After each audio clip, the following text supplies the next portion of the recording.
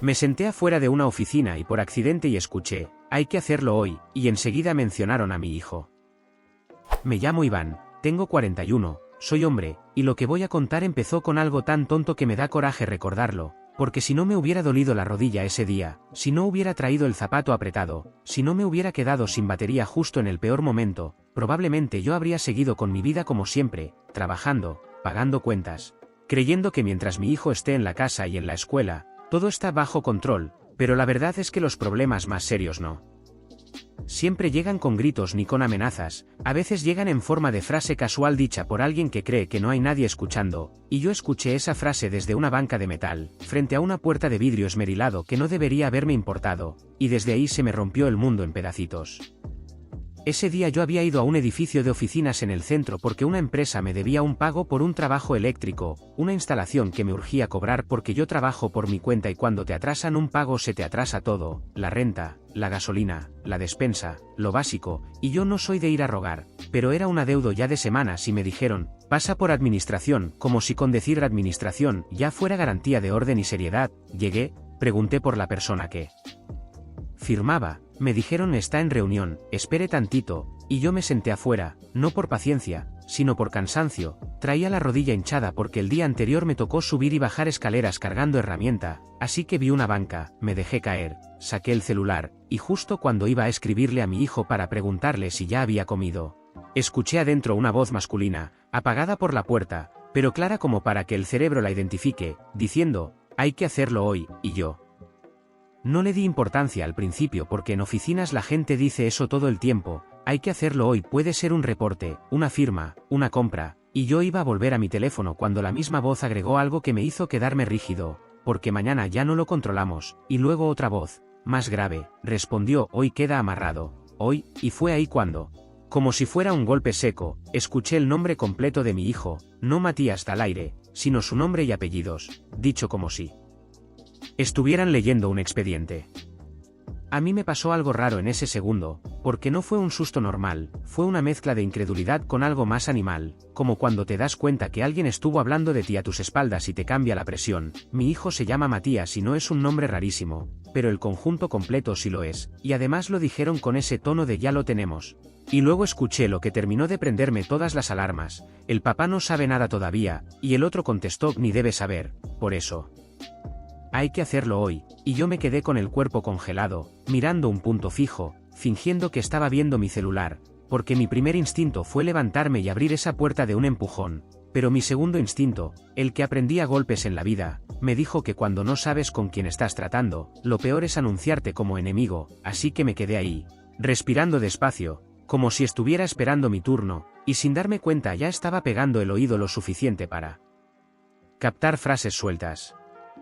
No escuché un plan completo, no escuché vamos a llevarlo ni vamos a hacerle daño, no era una escena de película, era peor, era burocrático, era limpio, era gente hablando como si lo que iban a hacer fuera un trámite, ya tenemos la autorización, la firma, el documento, el acta, el testigo, y esa palabra, testigo, se repitió 2 veces, que firme como testigo, que no se eche para atrás, y yo no entendía nada, porque mi hijo era un chamaco de prepa, no un adulto metido en líos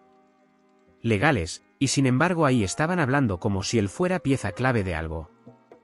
La puerta se abrió de repente y yo me enderecé rápido, fingiendo que me había distraído, salió una mujer con carpeta, luego un tipo trajeado que ni me miró, y adentro se volvió a cerrar el silencio, así que cuando por fin me llamaron para ver lo del pago, entré, cobré lo que pude, firmé lo mínimo, dije gracias como si estuviera normal, y me fui con el corazón golpeándome las costillas, porque yo no soy de inventarme historias, pero tampoco soy ciego, y lo que yo acababa de escuchar no era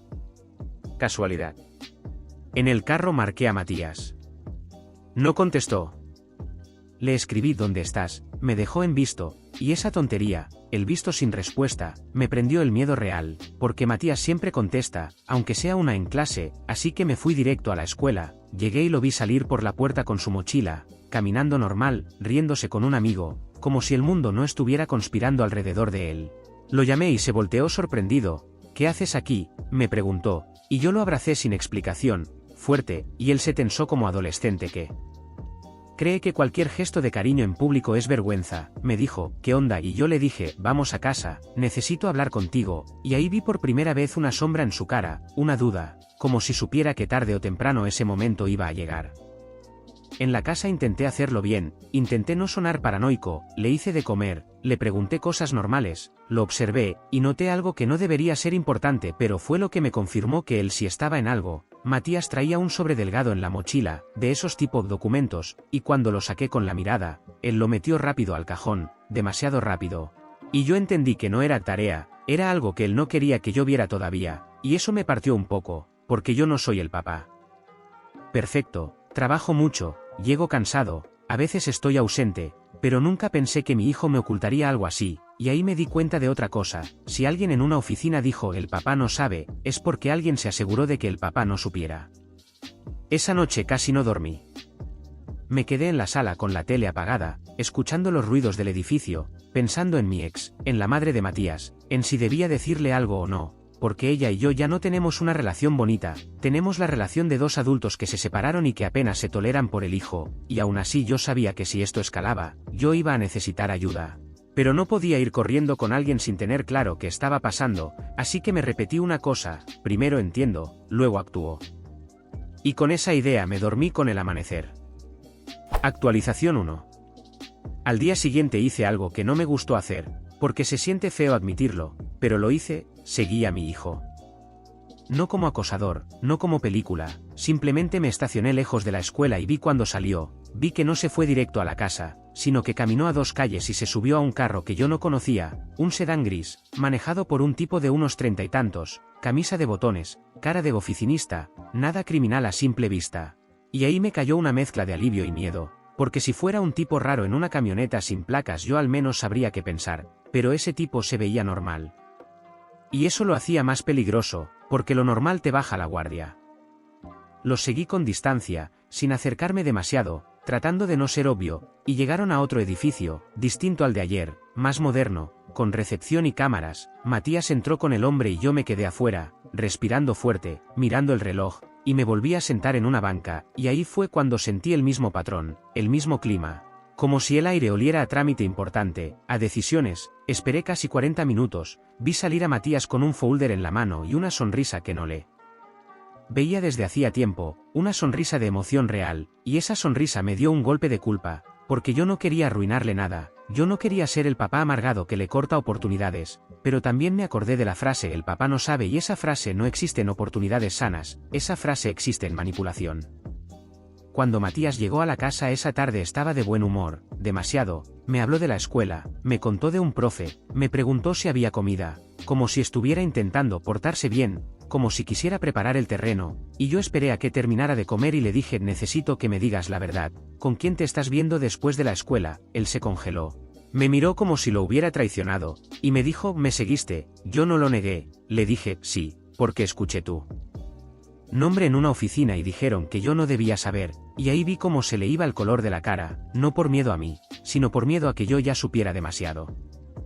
Me sacó el sobre que había escondido y me lo aventó a la mesa como si eso fuera la explicación definitiva. Era una carta bonita, con logo elegante, diciendo que Matías había sido seleccionado para un programa de aceleración académica, becas, convenios, prácticas, palabras grandes, y al final, en letras finas, decía el requisito indispensable: confidencialidad durante la fase inicial, y cuando yo le pregunté qué significaba eso, Matías dijo lo que me rompió el corazón un poquito. Me dijeron que no te dijera hasta que estuviera asegurado, porque los papás arruinan cosas por miedo. Me lo dijo con resentimiento, como si yo ya lo hubiera arruinado incluso antes de entenderlo. Yo no le grité, me costó, pero no le grité, le dije ¿y por qué te necesitan como testigo? Y ahí fue cuando Matías se puso nervioso de verdad, miró hacia el pasillo como si alguien estuviera escuchando, y me dijo no es testigo de tribunal, papá, es testigo de un acuerdo, es para afirmar que participé en un proyecto, y yo le dije, ¿qué proyecto? Y Matías me soltó una frase que me hizo sentir frío, uno donde ayudé a un chico mayor a resolver un problema, con su familia, no fue nada malo, papá, fue solo acompañarlo, y cuando los adolescentes dicen no fue nada malo, casi siempre es porque sí puede ser malo y ellos no alcanzan a medirlo. Le pregunté el nombre del tipo del carro gris. Me dijo, se llama Esteban, es coordinador. Le pregunté de la oficina donde yo escuché su nombre. Me dijo, esa no es la misma, es otra, pero trabajan juntos. Le pregunté por qué había prisa, por qué hoy. Matías se mordió el labio y dijo, porque hay una firma hoy, y si no se firma, alguien se va a meter en problemas, y yo sentí una mezcla de enojo y protección, porque mi hijo no decía yo me meto en problemas, decía alguien, como si ya estuviera protegiendo a alguien más. Esa noche llamé a la madre de Matías. No porque quisiéramos reconectar, sino porque era su mamá y porque si esto explotaba yo no quería que ella se enterara por terceros. Le dije, está pasando algo raro con un programa que busca a Matías y no quieren que yo me entere. Ella se rió con sarcasmo al principio, dijo ahora si te preocupas, y yo tuve que tragarme el orgullo y decir no es una pelea, es serio. Y ahí cambió el tono, me preguntó detalles, le dije lo del nombre, la frase, la firma, y ella, que trabaja en recursos humanos y está acostumbrada a leer letras chiquitas, me dijo algo simple, si te piden secreto, es porque te están quitando el derecho de decidir, y por primera vez en años estuvimos de acuerdo en algo. Al día siguiente, sin avisar, fui a la oficina original donde escuché todo y pedí hablar con alguien del programa. Me salió un tipo con sonrisa de plástico que me dijo que no podía dar información porque Matías es el participante, y yo le dije Matías es menor, yo soy su tutor, y el tipo me dijo en esta fase, no, lo dijo tan seguro que me dio escalofríos. Como si ya tuvieran un hueco legal listo, yo le pedí el marco legal, le pedí nombre completo, le pedí razón social, y empezó a enredarse, y cuando alguien se enreda con cosas básicas, es porque no quiere que las sepas. Antes de irme, me senté otra vez en la banca, y esta vez no me importó parecer raro, porque quería escuchar algo, cualquier cosa, y escuché un pedazo que me dejó peor, si el papá insiste, lo movemos a la ruta B, y el otro respondió, sí, y que firme el tutor alterno, y ahí se me subió el calor a la cara, porque tutor alterno solo puede significar una cosa, tenían a alguien más listo para firmar en mi lugar.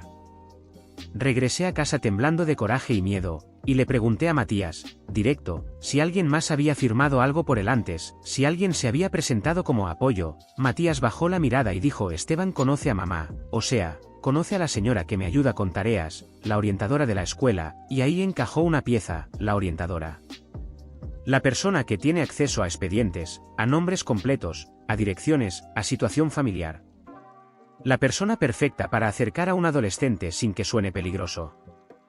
Esa noche casi no dormí de nuevo, pero ahora no era por miedo abstracto, era por rabia clara, y decidí que si querían firmar hoy, entonces yo también iba a hacer algo hoy, pero lo mío iba a ser con pruebas.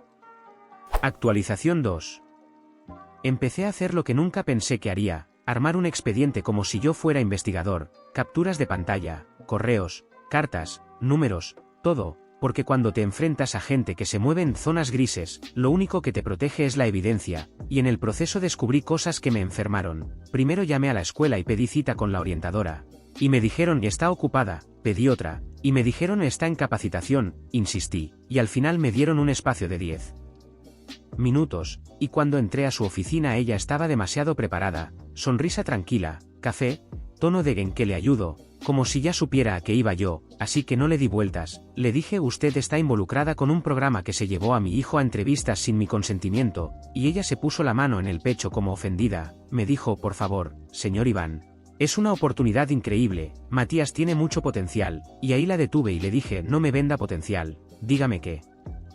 ¿Firmó usted o qué autorizó? Y ella cambió de cara, se hizo pequeña, me dijo yo solo los conecté, no firmé nada, y cuando le pregunté por qué usaron el nombre completo de Matías en una oficina privada, me dijo porque así funcionan los procesos, y yo le dije los procesos legales no se hacen con secretos, y ahí fue cuando soltó una frase que me encendió. Es que si los padres se enteran antes, se asustan y lo sacan, y esto es por el bien del chico, el clásico por su bien, la frase con la que justifican quitarte decisiones. Le pedí el nombre completo de la organización. Me lo dio a medias, un acrónimo, y yo le dije no, el nombre legal, y ahí titubeó, dijo bueno, es un consorcio, dijo es un convenio, dijo lo manejan por módulos, todo menos un nombre, y cuando alguien no te da el nombre legal, es porque si lo buscas, encuentras cosas.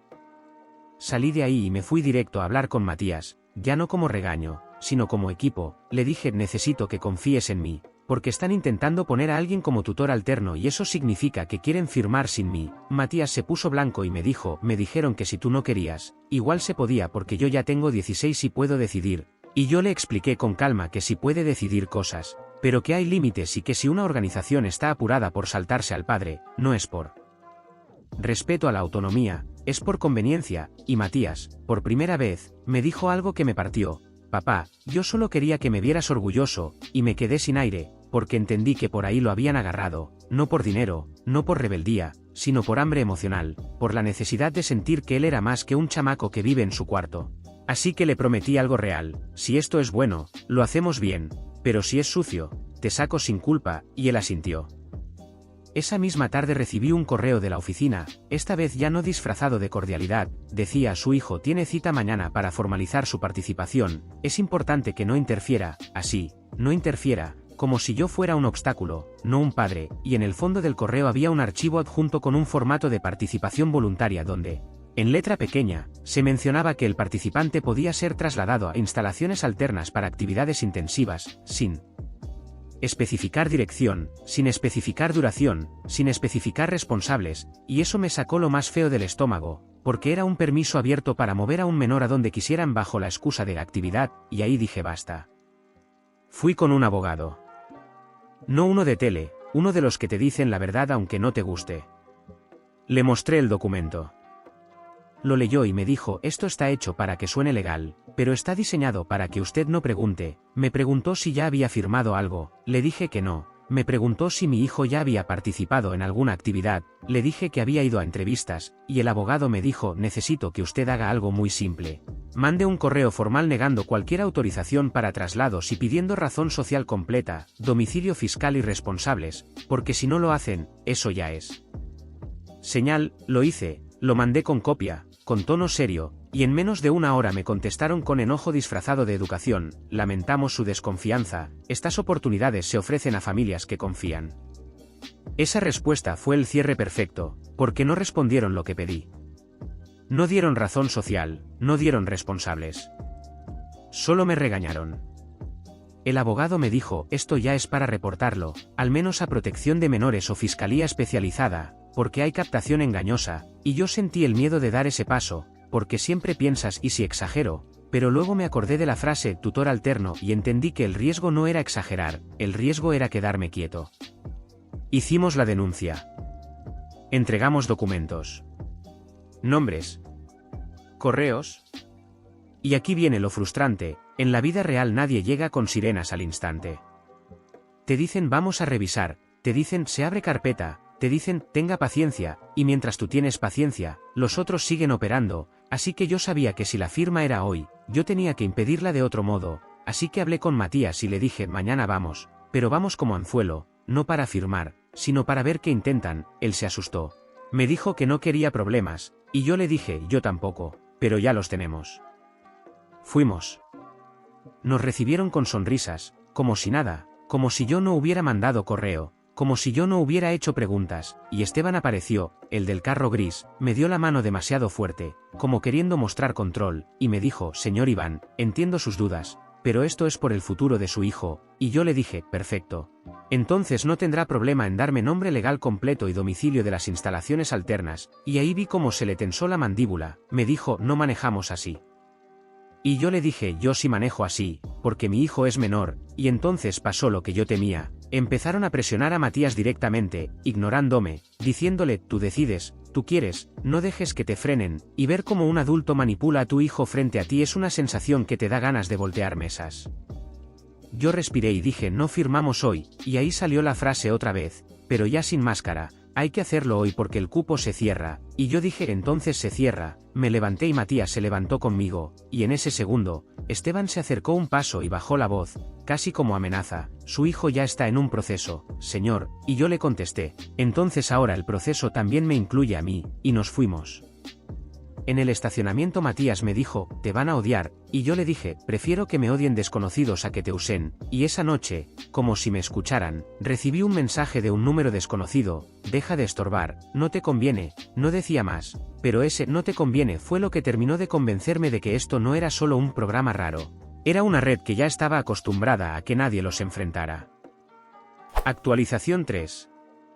Aquí es donde se puso feo de verdad, porque cuando una organización así ve que no te puede convencer con sonrisas, intenta otra cosa, te aísla, te pinta como el loco, te convierte en el problema, y empezaron por el lugar que más duele, la escuela. A los 2 días me llamaron de dirección para hablar de Matías, llegué y me recibieron con cara seria. Me dijeron que la orientadora había reportado que yo estaba hostigando un programa educativo y que Matías estaba estresado, casi como si yo fuera una amenaza para mi propio hijo, y ahí me dio un coraje frío, porque era exactamente el plan. Si me vuelven el villano, entonces cualquier decisión que yo tome parece abuso. Les dije que yo no estaba hostigando, estaba pidiendo transparencia, les mostré el documento de traslados, les mostré el correo donde no responden razón social. Y vi cómo el director se incomodó, porque hay directores que no son malos, solo no quieren problemas, y cuando ven problema, quieren apagarlo rápido, y yo les dije algo que los hizo quedarse callados. Si mañana desaparece un estudiante por firmar esto, usted va a dar la cara, y el director tragó saliva, me dijo que iban a revisar. La orientadora, en cambio, se puso a la defensiva y me dijo que yo estaba exagerando, que Esteban y su equipo siempre ayudan, y yo le pregunté cuántos estudiantes había mandado sin hablar con sus padres, y ahí se quedó callada, y ese silencio fue respuesta suficiente. Yo salí de la escuela temblando de rabia, pero también con una confirmación, no éramos los únicos. Esa misma semana me contactó una señora por Facebook, porque yo, siguiendo consejo del abogado, publiqué un mensaje muy medido, sin acusar de delitos directamente, solo diciendo que si algún padre ha recibido invitaciones de un programa que pide confidencialidad y traslados sin dirección, por favor contácteme, y esa señora me escribió. A mi sobrino lo intentaron mover a otra ciudad con esa excusa, me citó en una cafetería, llegó con ojos cansados y me contó que su familia había firmado algo parecido el año pasado, que al chico lo llevaron a actividades intensivas en una casa adaptada como oficina, que le quitaban el celular para concentrarse, que les decían que no avisara a su papá porque se iba a meter, y ahí me dio una mezcla de alivio y horror, porque alivio de no estar loco, y horror de saber que esto ya había ocurrido. La señora no quiso denunciar formalmente por miedo, pero me dio 2 nombres y un dato que fue oro. Ellos trabajan con un abogado que hace firmar a los chicos como testigos de acuerdos familiares, y ahí regresó la palabra testigo con todo, y entonces entendí el verdadero núcleo del asunto. No era un programa académico, era un negocio donde usaban a adolescentes como testigos para firmar documentos delicados cuando una familia estaba en pleito, cuando había herencias, cuando había divorcios, cuando había custodia, porque un menor manipulable puede ser el testigo perfecto si le prometes beca, oportunidad, futuro, y le haces creer que está ayudando a alguien, y de paso te saltas a un adulto que pregunta demasiado. En mi caso, el adulto era yo. Yo no tenía pruebas suficientes para acusar de eso en voz alta, pero ya tenía un patrón, así que volví a la primera oficina y me senté otra vez afuera como el día 1, porque si ellos hablaban confiados, quizá lo harían de nuevo. Y sí, escuché otra conversación, esta vez no mencionaron a Matías, mencionaron a otro chico, y escuché, que firme rápido. No le expliques tanto, dile que es solo un requisito, y escuché el papá de ese también es problemático, o sea, era un sistema, identificar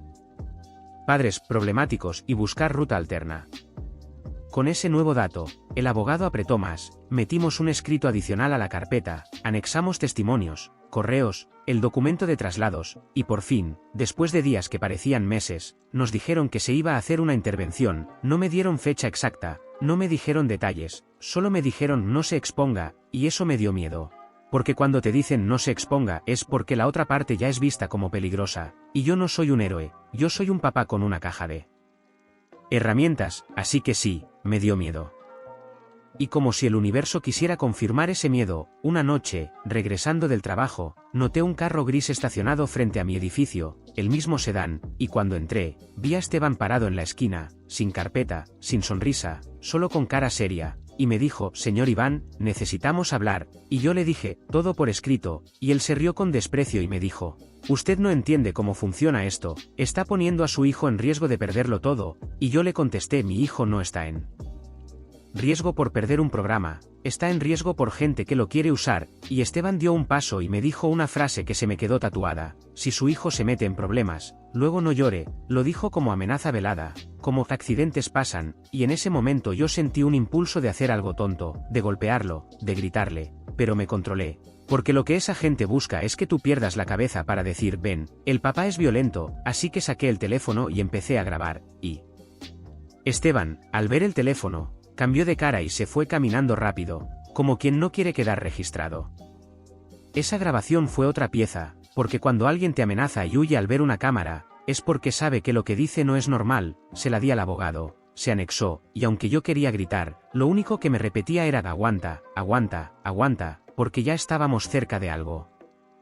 Matías, mientras tanto, estaba hecho pedazos por dentro, porque aunque me estaba apoyando, él sentía que le estaba fallando a alguien, al chico mayor al que supuestamente ayudó, y un día me soltó la verdad completa llorando, me dijo que el chico se llamaba Bruno, que tenía problemas con su familia, que Esteban le dijo a Matías que Bruno necesitaba un testigo, joven, para que lo tomaran en serio, que Matías firmó un papel sin leer porque le dijeron que era solo para constancia, y yo sentí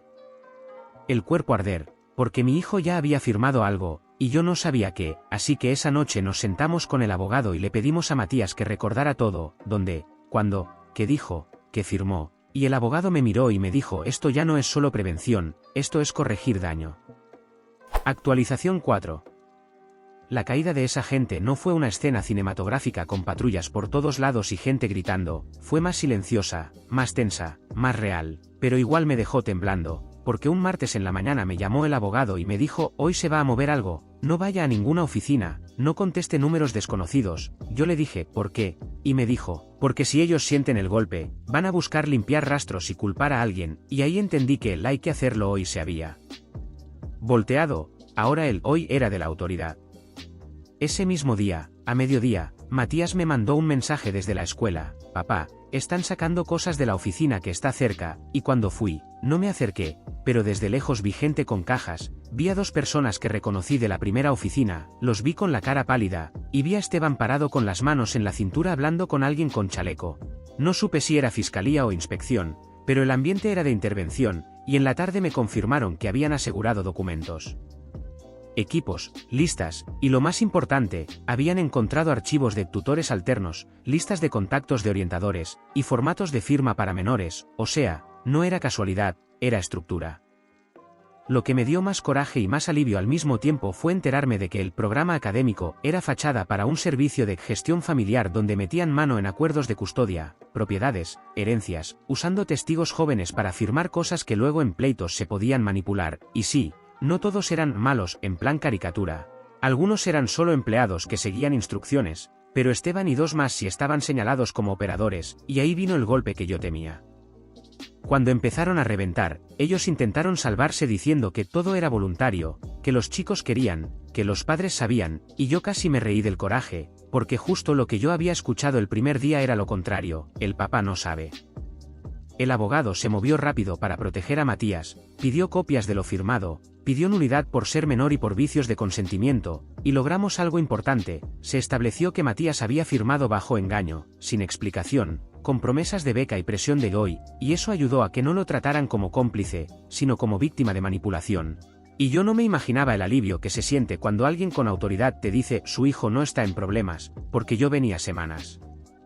imaginando lo peor. Ahora, lo más duro de todo, lo que no esperaba, fue el daño emocional, porque Matías se derrumbó después, no durante estaba en modo aguanta, y cuando todo se calmó, explotó, se sintió tonto, se sintió usado, se sintió culpable por haber escondido cosas, y lo vi llorar como no lo veía desde niño, y ahí me di cuenta de cuánto había fallado yo como presencia. Porque esa gente entró por el hueco que deja un padre cansado que llega tarde. No lo digo para dar lástima, lo digo porque es la verdad. El peligro no siempre vence por fuerza, a veces vence por ausencia. ¿Y qué pasó con la escuela? La orientadora fue suspendida, porque aunque ella decía que no sabía, se comprobó que había recibido beneficios por referir alumnos, no necesariamente dinero directo, pero sí capacitaciones, bonos, viajes, y eso te dice todo. Hubo papás que se enojaron conmigo por hacer escándalo, como siempre pasa, porque a la gente le molesta más el ruido que el riesgo. Pero luego, cuando salieron más casos, cuando otros padres empezaron a decir a mi hijo también lo querían mover, la narrativa cambió, ya no era Iván exagera, era qué bueno que alguien se metió.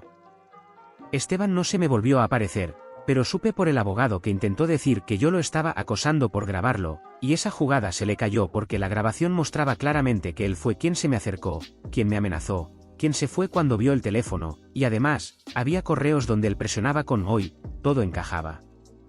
¿Final? No hay final perfecto, porque esto sigue en proceso, no voy a inventar que todos terminaron tras las rejas y que yo me volví influencer de padres protectores, no, la vida real es lenta, pero si hay un cierre emocional, Matías y yo ahora hablamos más, no bonito siempre, a veces incómodo, a veces duro, pero real, y él me dijo algo una noche que me dejó marcado. Yo pensé que si entraba a ese programa tú por fin ibas a verme, y yo le contesté yo te veo, solo que me hago el fuerte y me pierdo, y...